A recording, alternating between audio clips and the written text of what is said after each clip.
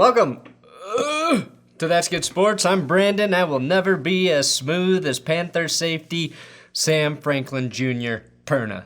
This is the smoothest play by a Panther since PJ Walker completed that insane Hail Mary to DJ Moore only to watch his team lose in overtime. But damn, still smooth. Today, I will show you what is quite possibly the single worst throw in the history of the NFL. I am sorry. Marcus Mariota. It is you, Marcus Mariota. And we have a bunch of injury updates to get through. Players moving to IR and QBs like Josh Allen, Matthew Stafford, and Kyler Murray, all question marks to play this weekend. So let's go through the NFL news here on That's Good.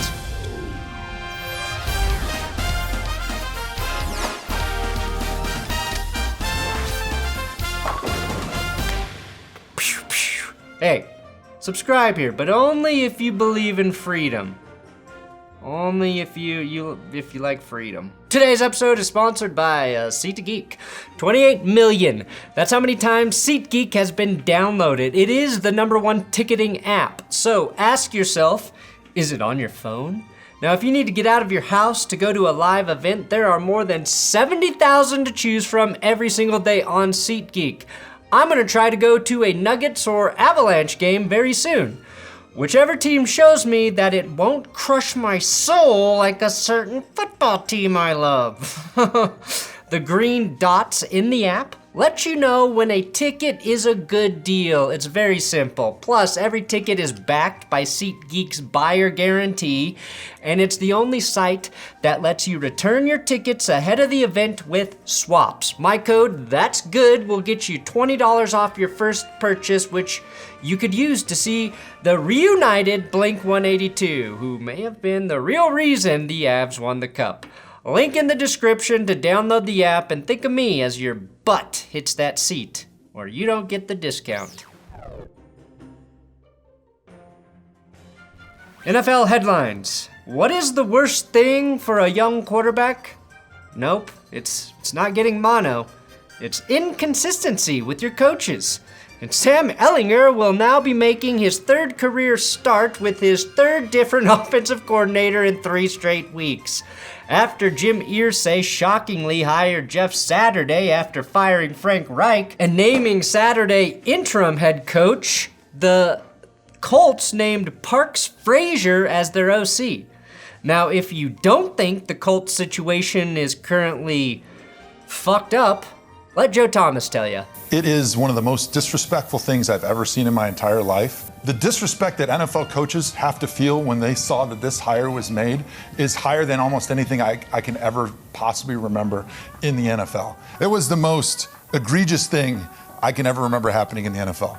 And I went 1-31. The Raiders moved Hunter Renfrow and tight end Darren Waller to IR. This is the short-term IR for both players as Renfrow deals with an oblique injury and Waller a hamstring injury that he hasn't been able to heal from for a while now. I have no idea how Renfrow's rock-solid core could ever get injured, but I don't like that my favorite Raider is hurt. Get well soon, Hunter. And as much as we enjoy dunking on the Raiders, mainly because of our collective disgust with Josh McDaniels, they have too many key injuries right now. Nate Hobbs, he's been on IR since October with a broken hand. He's their best defender next to Max Crosby. Chandler Jones has ghosted the team like every girl I met in college. Divine Diablo on IR. They just released Jonathan Abram. They traded Jonathan Hankins to the Cowboys in October. Chandler Jones has just a half sack all season. The Raiders are lucky. They are lucky that Russell Wilson's been so bad. Otherwise, I'd say Jones was the biggest whiff in free agency this year. But until Russell Wilson, starts balling, I can't really throw rocks at that glass house because I live in one too. And while we're on it, things going from bad to worse. The Packers now have lost Eric Stokes for the season with an ankle and knee injury. So that's not good. Jason Verrett, who has one of the most unfortunate injury histories in the league, is back on IR after tearing his Achilles in practice this week. Verrett, when healthy, which has almost been never, is a very talented corner. But as you can see here, since entering the league in 2014, he has landed on IR 7 times. That's 2 ACLs, 2 Achilles, a torn labrum, and a terrible ankle injury in that span. Outside of 2015 and oddly the COVID year 2020, he's never started more than 4 games in a season. Verrett's ACL tear when he was with the Chargers back in 2016 is what sort of started the catalyst for the narrative that the Chargers would always be too injured to win on any given season. His story has been one of perseverance, and I think a lot of hardcore football dudes, no, not you, Baker, have been rooting for Verrett. And that includes his teammates who struggled with his most recent injury when he went down this week. Deebo Samuel says that the 49ers struggled to finish Wednesday's practice after Verrett's injury. Now, former NFL offensive lineman Jared Veldheer is now a school cook. You might remember Veldheer when he went from this guy to, oh my god, this ripped dude. That's one lunch lady I would not fuck with. Veldheer is a monster at 6'8", while also being built like a brick wall. Basically, if you combined a bodybuilder and LeBron James, you get Jared Veldheer. And now he's working to provide healthy lunches for kids at school. Some of the comments I hear are, that's disgusting, that's awesome. I'm not talking about the teachers. I'm not talking about the coaches. I know it's scary and there's stuff that's green in it, but trust me, there's sweetness on the outside and it's super good for you. Hoagies and grinders, hoagies and grinders. Hoagies and grinders. Unfortunately, I did watch the Falcons and Panthers game on Thursday Night Football for some reason. Carolina did get a decisive win in the rain, but the most interesting thing that occurred after the game is when backup quarterback Baker Mayfield did this. Mayfield, oh, beautiful. Huh. Al Michaels may be 77 years young, but he's still the best broadcaster in the league, and it's not even close. Okay. And a good way to wind up in concussion protocol, Yeah. even though you don't get into the game. After Russell Wilson's viral success with the Danger Witch, I think this is Baker Mayfield's answer for his big sponsor, Progressive Insurance.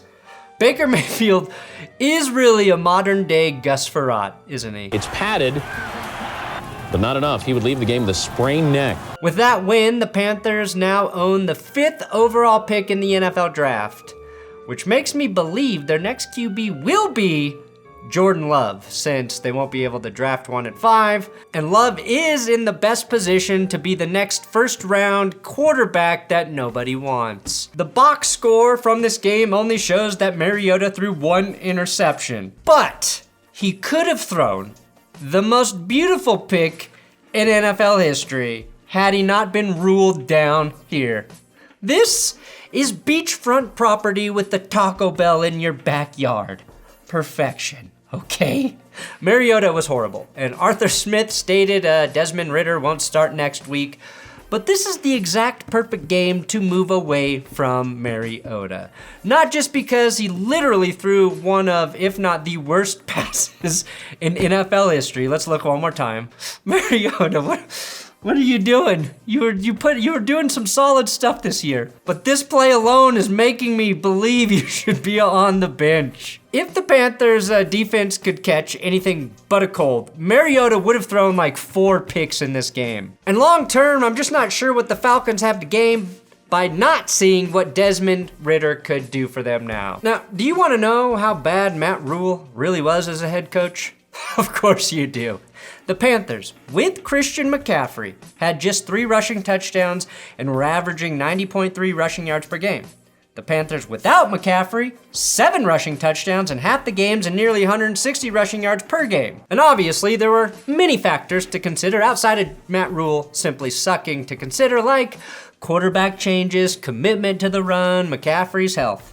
But after just 1 full game with the Niners, McCaffrey accounted for about 170 yards of offense and 3 total touchdowns. So in one game, CMC provided the same amount of touchdowns with San Francisco as he did in 6 games with the Panthers. So that, yeah, Matt Rule sucks. sucky coach. Josh Allen, elbow. Matthew Stafford, concussion. Kyler Murray, hamstring. All questionable to play this weekend. Kyler Murray did practice on Thursday and Friday with his hamstring injury. Unlike Allen and Stafford, Murray is on track to play this weekend, but will be a game-time decision. I will say if a hamstring limits Kyler's mobility at all, that's a significant blow to the Cards' offense right now. A clip of a mild argument between Kyler and DeAndre Hopkins aired on Hard Knocks this week after Kyler Murray failed to see a wide-open Hopkins in the Seahawks game. Boy, what you looking at, bro? What you see? Bro, you right there, you at the scene? Man, you at the scene on the 50? Bro, come on, bro. That shit wide open. I think this got blown way out of proportion, but if I were Kyler, I would start force-feeding Hopkins the ball. He's one of the few receivers you can do that with, and if your hammy is a little messed up, DeAndre Hopkins can cure it. Let's go to Josh Allen, though, who has a lunar cobblestone lingus injury in his elbow and has not spoken with the media all week. Now, Case Keenum has been out there with the first team trying to not get knocked down by the practice dummies. It looks like Allen really won't play right now against Minnesota, which gives way for an amazing revenge matchup with Case Keenum and Stephon Diggs reuniting together for the first time since the most magical postseason Hail Mary we have ever seen. In addition to that, the Bills will be playing without safety Jordan Poyer and edge defender Greg Rousseau. Those are two key pieces on defense right now. Bills fans, please tell me, is Jordan Poyer still one of the best safeties in the NFL? Because I thought he was. His 4 picks are tied for second best and at the safety position, and when I watch him, he seems to make a lot of plays, but Pro Football Focus is trying to tell me he sucks. Weird. The Josh Allen injury has been mysterious in terms of what the Bills have revealed about it, and he was seen running off the practice field when the media showed up to the practice session today, so maybe there's a chance there's a little gamemanship here and Allen will play and surprise us all. But if not, this game is working out perfectly for the Minnesota I can't believe we think our Cousins is hot Vikings. Like, it's just starting to shake out that everything is working in Minnesota's favor this year. And finally, Matthew Stafford entered the concussion protocol on Tuesday this week. It was a quiet story, but significant for a couple reasons. First, concussions are serious injuries, and you don't see too many pop up midweek. Even stranger is that nobody knows if Stafford actually has a concussion. This is, quote, a cleanup after the Rams medical staff reviewed the game footage.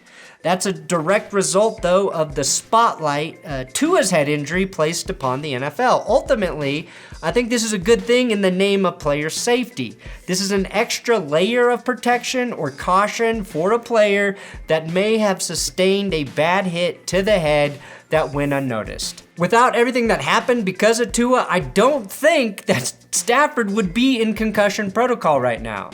The Rams medical staff said other than Stafford continually referring to the team as the Lions on Sunday, there were no signs that he had a concussion during the game. If he doesn't play this weekend, we will see AAF legend John Wolford, which means PJ Walker, Taylor Heineke, and the Wolf will be 3 simultaneously starting NFL QBs who all got another chance because of spring league football. And yes, next week I will have an XFL video update about quarterbacks, coaches, or uniforms, all that shit. Thanks for watching. That's good sports. You're on YouTube. Subscribe if you have a soul. And I'm on Twitter. I'm on Instagram if you like other places. If you do, haha.